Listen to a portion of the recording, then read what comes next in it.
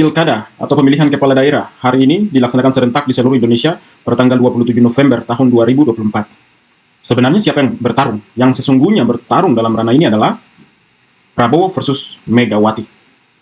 Di Papua, tentu Prabowo versus Megawati. Ya, sebentar saya akan jelaskan.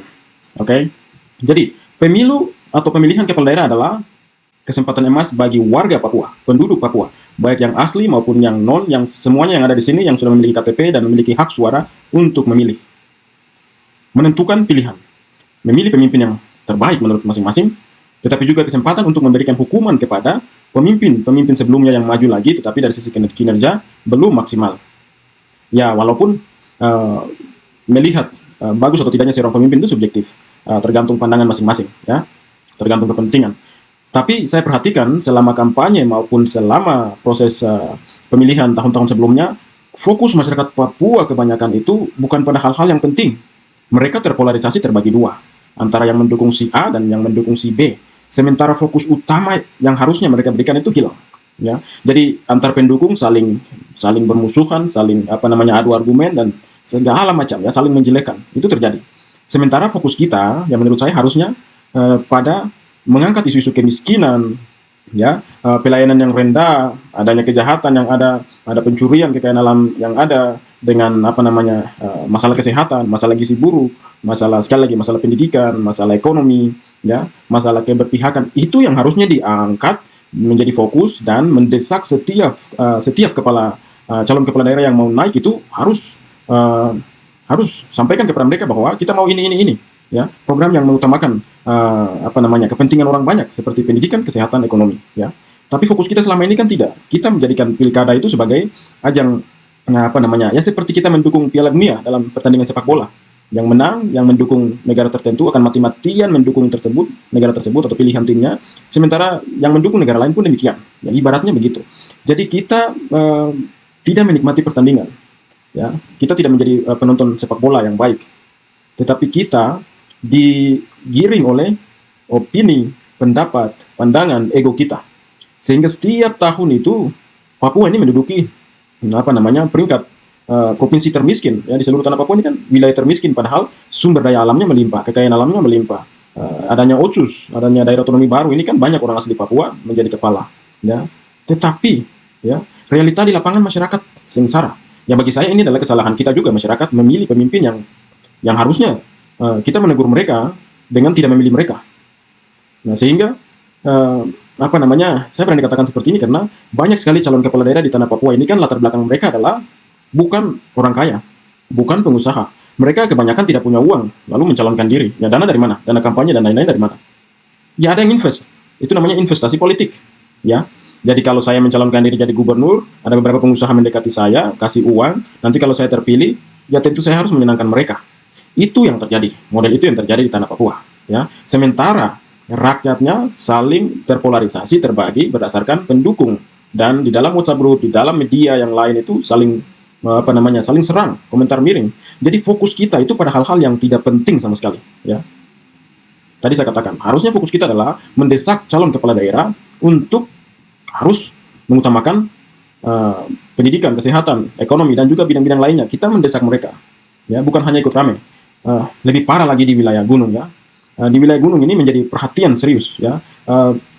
Tingkat munculnya konflik itu sangat tinggi, ya. Itu sangat tinggi, rawan, ya, daerah dalam artian merah, ya. Kebanyakan penduduk atau pemilih yang saya perhatikan mereka ini adalah pemilih tradisional, ya. Pemilih tradisional adalah pemilih yang memilih pemimpin berdasarkan kedekatan, hubungan keluarga atau hubungan tertentu yang mereka miliki dengan calon-calon yang ada, baik karena kedekatan dengan gereja, barangkali satu gereja, satu jemaat, atau masjid yang sama, atau tinggal di lingkungan yang sama, atau alumni yang sama, atau pernah dibantu ketika saat para calon ini mungkin pernah membantu mereka, ya, sehingga dengan hubungan emosional itu mereka memilih. Nah, hanya sedikit yang memiliki pemilih rasional, ya. Jadi mayoritasnya adalah masyarakat sudah menentukan pilihan sebelum mereka mendengarkan visi misi calon. Mereka tidak punya kesempatan untuk menimbang, ya, mana yang harus saya memilih berdasarkan visi misi yang ditawarkan. Dan kemudian ada beberapa wilayah ini kan menggunakan sistem noken, di mana hak individu one man one vote ya itu tidak berlaku, tetapi kesepakatan bersama mau kasih suaranya ke siapa ya dengan beberapa faktor pertimbangan. Jadi yang terjadi adalah mobilisasi massa besar-besaran ya. Dan memang di wilayah pegunungan dan beberapa wilayah daerah di tanah Papua ini kampanyenya ekstrim, sangat ekstrim. Bawa kampak, bawa parang, bawa busur, bawa anak panah. Ya mungkin ini hal yang biasa bagi di gunung, tetapi bagi di mata orang lain hal ini perlu dirubah. Ke depan, busur, panah, kampak, parang, itu simpan di rumah untuk berkebun dan berburu. Ya. Nah, saran saya ketika menghadiri kampanye nanti, itu bawa buku dan bolpen atau pensil untuk catat setiap visi misi rencana yang disampaikan oleh calon kepala daerah. Ya. Bagus kalau ada yang sudah mencatat. Kalau hanya ikut rame saja, seremonial, dansa, dan juga kemudian makan bersama setelah itu bubar, nah ini kita tidak sedang maju. Kita sedang melaksanakan upacara seremonial biasa yang diulang setiap 5 tahun sekali. Ya. Jadi ke depan harus bawa bolpen, buku, catat semua apa yang disampaikan oleh calon kepala daerah. Sehingga ke depan kita punya waktu untuk menagih mereka, menegur kepala daerah yang kita sudah pilih. Kalau mereka tidak melayani, kita langsung sampaikan ini janji Anda. Ya, oke. Itu tentang dinamika yang sekarang ada. Yang saya mau sampaikan sekarang adalah pertarungan sesungguhnya di Papua adalah Prabowo versus Megawati. Kita bisa melihat, analisa sederhana saja. PDIP dan Gerindra. Rata-rata mereka, misalnya di Papua Pegunungan itu, pasangan urutan 1 didukung PDIP, urutan 2 Gerindra. Begitupun di beberapa wilayah di tanah Papua. Jadi pertarungan ini adalah gengsi Prabowo versus gengsi Megawati untuk menguasai, ya, menguasai parlemen, menguasai pemerintahan, mengontrol jalannya program nasional, ya, di seluruh wilayah Republik Indonesia. Dan kita tahu bahwa kepemilikan partai di Indonesia ini kan partainya keluarga, ya, keluarga yang memiliki partai. Yang lain ini semua adalah karyawan partai yang bekerja untuk keluarga, ya, sehingga harus sadar bahwa memilih tokoh yang bersama rakyat, melayani rakyat, bekerja sungguh-sungguh untuk rakyat itu lebih penting. Dan tokoh yang mengusung, misalnya di Papua, masalah-masalah yang terjadi di Papua, ya, terutama pendidikan, kesehatan, ekonomi, ya, dan beberapa bidang lainnya, itu memilih pemimpin yang seperti itu lebih penting, ya, dibandingkan kita terbagi dalam pertarungan yang sesungguhnya Prabowo melawan Megawati. Ya, Prabowo sedang berusaha untuk menempatkan orang-orangnya di kepala daerah yang ada supaya program nasional itu sinkronisasi, program nasional itu bisa dilaksanakan. Bagus niatnya, tetapi di sisi lain juga ini adalah dominasi Gerindra yang terjadi di tanah Papua.